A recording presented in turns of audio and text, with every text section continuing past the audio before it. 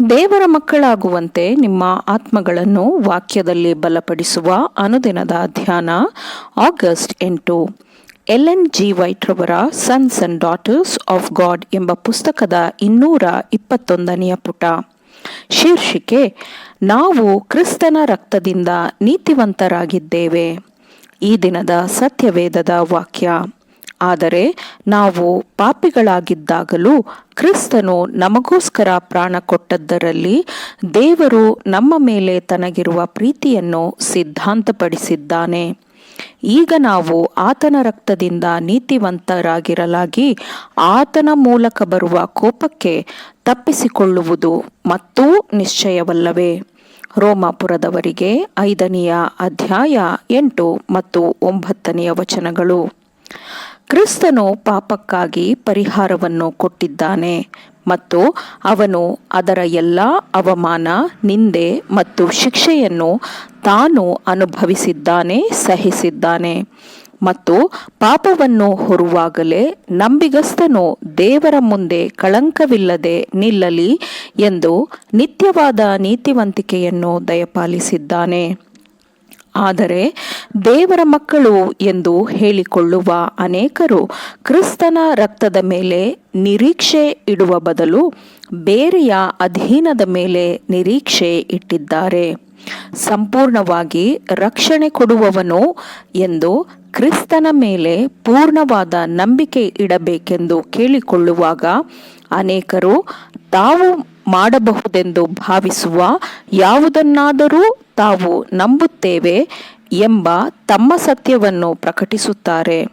ನಾನು ಕ್ರಿಸ್ತನ ಬಳಿಗೆ ಬರಲು ಯೋಗ್ಯನಾಗುವ ಮೊದಲು ನಾನು ಮಾಡಬೇಕಾದದ್ದು ಬಹಳಷ್ಟಿದೆ ಎಂದು ಅವರು ಹೇಳುತ್ತಾರೆ. ನಾನು ನನ್ನ ಶಕ್ತಿಯಾನುಸಾರ ನನಗೆ ಸಾಧ್ಯವಾಗುವ ಎಲ್ಲವನ್ನೂ ಮಾಡಿದಾಗ ಕರ್ತನಾದ ಯೇಸು ಕ್ರಿಸ್ತನು ಸಹಾಯಕ್ಕೆ ಬರುತ್ತಾನೆ ಎಂದು ಮತ್ತೂ ಕೆಲವರು ಹೇಳುತ್ತಾರೆ. ತಮ್ಮ ಆತ್ಮಗಳನ್ನು ರಕ್ಷಿಸಿಕೊಳ್ಳಲಿಕ್ಕೆ ತಮಗೆ ದೊಡ್ಡ ಕೆಲಸವಿದೆ ಎಂದು ಊಹಿಸಿಕೊಂಡು ಆ ಕೆಲಸವನ್ನು ಮಾಡಿದಾಗ ಯೇಸು ಕ್ರಿಸ್ತನು ಬಂದು ನಮ್ಮಲ್ಲಿ ಕೊರತೆಯಾಗಿರುವುದನ್ನು ಕತ್ತರಿಸಿ ತೆಗೆದು ನಮಗೆ ರಕ್ಷಣೆಯನ್ನು ಅಂತಿಮವಾಗಿ ಕೊಡುತ್ತಾನೆ ಎಂದು ಅವರು ಭಾವಿಸಿಕೊಳ್ಳುತ್ತಾರೆ. ಇಂತಹ ಬಲಹೀನ ಆತ್ಮಗಳು ಕ್ರಿಸ್ತನನ್ನು ಸಂಪೂರ್ಣವಾಗಿ ತಮ್ಮ ರಕ್ಷಕನೆಂದು ಒಪ್ಪಿಕೊಳ್ಳುವವರೆವಿಗೂ ಅವರು ದೇವರಲ್ಲಿ ದೃಢವಾಗಿ ಇರುವುದಿಲ್ಲ. ವಧಿಸಲ್ಪಟ್ಟ ಕುರಿಮರಿಯ ರಕ್ತವನ್ನು ಇಸ್ರಾಯೇಲ್ಯರು ತಮ್ಮ ಬಾಗಿಲುಗಳ ನಿಲುವು ಪಟ್ಟಿಗಳ ಮೇಲೆ ಚಿಮುಕಿಸಬೇಕಿತ್ತು.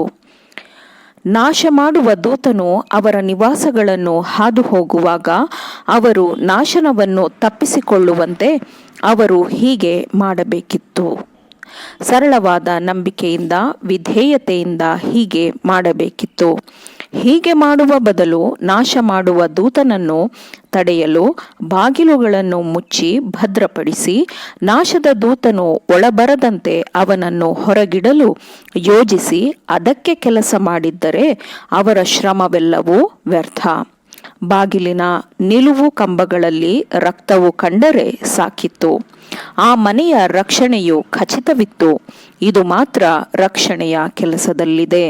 ಸಕಲ ಪಾಪಗಳಿಂದ ಶುದ್ಧೀಕರಿಸುವುದು ಯೇಸು ಕ್ರಿಸ್ತನ ರಕ್ತವಾಗಿದೆ. ನಿಮ್ಮ ಆತ್ಮೀಕ ವೈರಿಯನ್ನು ಆತನ ರಕ್ತದ ಅರ್ಹತೆಯ ಮೂಲಕ ಜಯಿಸಬಹುದು ಮತ್ತು ಪ್ರತಿಯೊಂದು ಗುಣ ಸ್ವಭಾವದ ದೋಷವನ್ನು ಅದರಿಂದ ಮಾತ್ರ ಸರಿಪಡಿಸಿಕೊಳ್ಳಬಹುದು. ಆಮೇನ್.